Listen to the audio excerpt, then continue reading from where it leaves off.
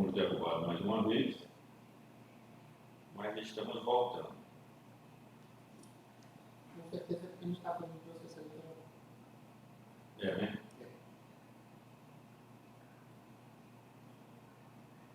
De eleição, de Constituição, e deve ter que estar derrubando até se falar de Constituição, de qualquer coisa, deve estar derrubando. Notícia importante aqui, ó, estou vendo aqui as Forças Armadas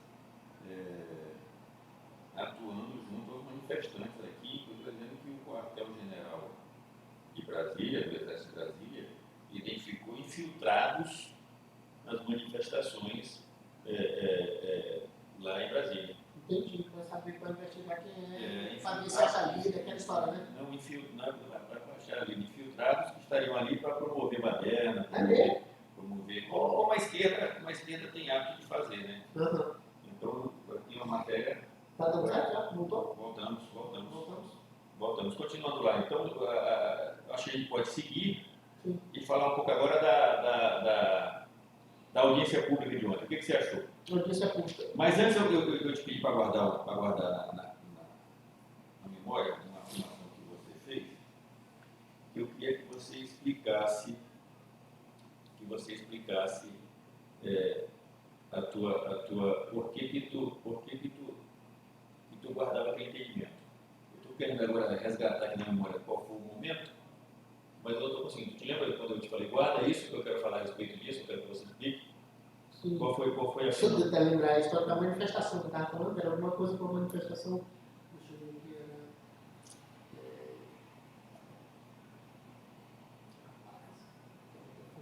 Não lembro? Não, porque a gente estava falando da questão das manifestações, que o povo está na rua e essa insatisfação, não tem líder e tal. Mas tu falaste, tu fizeste uma afirmação, eu queria que você discorresse um pouco mais a respeito disso, porque tu estavas falando que a população ela sentiu essa força, que ela veio para as ruas. Por que não teve efeito? Que antigamente tinha efeito. No impeachment da Dilma teve, e nesse está demorando muito. Na eleição do Bolsonaro teve. Isso. E agora não está tendo. Por que essas manifestações... Eu tenho. Eu quero me ouvir, mas eu tenho a minha visão do porquê que isso não está acontecendo. Mas eu queria saber se você tem alguma análise a respeito disso. E a minha é bem pragmática. Charles, vamos lá. As manifestações, elas foram voluntárias em todos esses momentos. Sim. Para começar, então ela nasce da população. Isso é um fato que assemelha a todas.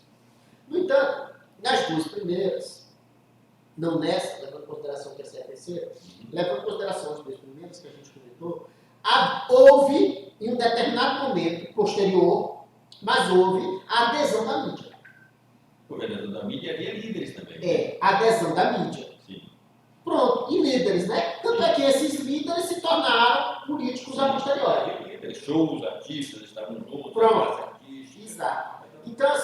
Então agora, nesse momento, a gente percebe a ausência de alguns elementos. A gente percebe a ausência da mídia, da mídia tradicional. Sim. Né? Da mídia tradicional, ela está absolutamente ausente. Aliás, pelo contrário, ela está abafando, ela faz questão de não noticiar. Isso. Nós não temos a presença da classe artística, os artistas estão distantes. Isso. A classe política também calada. Está distante, não está calada, ela está distante e a manifestação segue de forma orgânica. Há mais de 30 dias. Há mais de 30 dias. Na verdade, que digamos, primeiro, há 30 dias. Há 30 dias. Realmente. E supostamente, sem surtir efeito. É bem verdade que o que a nossa mídia interna aqui não tem mostrado, as redes têm mostrado, mas o mundo inteiro está comentando sobre isso. O Doug Carson, que é o programa de maior credibilidade, se não de maior credibilidade, mas o de maior audiência nos Estados Unidos, na Fox News, ele fala constantemente sobre essa situação aqui no Brasil. Aqui no Brasil, eu te confesso que eu não tenho acompanhado a mídia internacional, uma boa observação. Vou lhe dar uma sugestão. Você vai lá no Google e você desmarca a sua localização. Tira Brasil e bota Estados Unidos, por exemplo. Né? Desmarca a sua localização e não permite que ele te localize. Tá? Muda a língua e aí manda fazer uma pesquisa, manifestações do Brasil, que o Google não vai filtrar as informações que vão chegar para ti, que chegaria para qualquer brasileiro. Ela vai te tratar como um pesquisador de fora do Brasil, e aí ele vai usar outros filtros, não os filtros impostos, para que o próprio povo brasileiro não saiba o que está acontecendo lá fora a respeito do que se não saiba do que se está dizendo lá fora a respeito do que está acontecendo aqui. Mas eu vou dar a minha opinião por que essas manifestações não têm surtido efeito. O político, efetivamente, vive de voto. Né? E ele sabe que a grande maioria deles, com raríssimas exceções, que é o caso dos senadores, mas a grande maioria deles, de 4 em 4 anos, ele tem que reencontrar a população para dar uma satisfação do mandato e pedir voto outra vez para se reeleger. E o grande mote dos políticos sempre foram as manifestações populares, o valor humano, o sentimento da população em relação à postura dele, essa coisa toda, que o motivou. Por quê? Porque o político, ao fim e ao cabo, ele é movido por medo. Ele é movido por medo. Ele tem medo de perder o mandato. Então, por medo de perder o mandato, para ele seria muito mais confortável, como eles fazem, mas fingem que não fazem, mas fazem, vão para Brasília, se encastelam lá, começam a viver basicamente por conta do mandato e esquece o povo. Mas ele tem medo que o povo entenda que ele está fazendo isso e ele fica tentando dar uma satisfaçãozinha e tal. Então, o político, ao fim e ao cabo, é movido por medo. Só que, atualmente, você tem um ente impondo muito mais medo ao político do que o povo. Porque o político, por conta dessa postura dele, desonesta e desleal e absolutamente criticável, ele hoje tem medo de perder um bem maior do que simples mandato. Ele tem medo de perder o patrimônio e tem medo de perder a liberdade. O que tem acontecido com o Uri? Com a grande maioria. Alguns deputados, senadores. Senadores não vi nenhum. Tem algum senador nessa berlinda, além do medo. Medo, sim, todos. Mas eu digo assim, que tem sofrido efetivamente, que sofreu represálias jurídicas. Acho que deputados. O senador, aqueles senadores todos têm processo no Supremo. Não, sim, claro, mas ninguém foi preso até agora. Não. Preso são os de direita. Não, nem isso. Os senadores não nem deles. Senador nenhum, é verdade. Senador nenhum. Mas então, assim, hoje em dia tem algo que dá mais medo a ele do que o povo na rua, que é a perda da própria liberdade. E em razão disso, o povo. E outra coisa. Ainda não terminei, mas temos 4 candidatos agora na próxima legislatura. Para sofrer uma. Não, creio. Tu acha que não? Nessa legislatura ainda não. Para sofrer represália do Supremo. Sim, com certeza. Sérgio Moro com certeza. é um deles. Sim, com certeza. Então tens o próprio Mourão. Eu acho até que o Mourão é mais escorregadio. Eu acho que o Sérgio Moro é o candidato mais forte a sofrer. Magno Malta. Eu não tenho dúvida nenhuma de que esses efetivamente de direita serão tremendamente perseguidos. A menina lá, a Damares. A Zambelli. Não, sim, como deputado, não estou falando senador. Os senadores que vão entrar. Esses que eu citei são senadores eleitos. Sim. E esses vão sofrer represália. Porque eu estou falando assim, daqueles que estão lá, todos parece que fizeram um bom acordo. Mas esses novos, eu acho que vão sofrer represália. Sim, os de direita todos, né? Tanto os senadores quanto os deputados, eu tenho a impressão que vão ter problemas seríssimos nesse governo. Com relação nessa legislatura, com relação ao Supremo. Exatamente. Porque eu não tenho. O Ted me chamou a atenção agora, exatamente, o Fernandes, Alberto Fernandes, o presidente da Argentina, não sei se é uma fake, mas eu li em algum lugar que ele teria dito que a partir de um determinado momento as pessoas poderiam viver nas suas casas, manter as suas propriedades, amealhar seus bens e tal, mas que ao morrerem isso não será transmitido para os seus filhos. Isso será transmitido para o Estado. Não é um imposto, isso é para todos, 100% do patrimônio?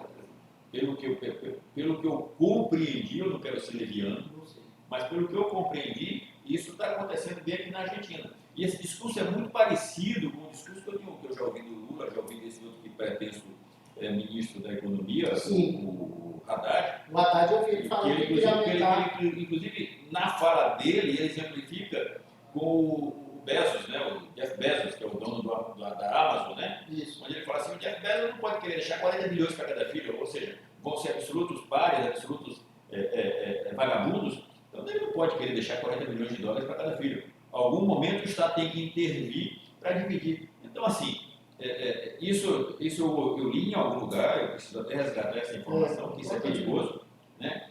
E já ouvi esse discurso na boca do Haddad e na boca do Lula. Eu já ouvi também alguma coisa com relação a nada mais. Aliás, por falar em Lula, a picanha não é picanha, né?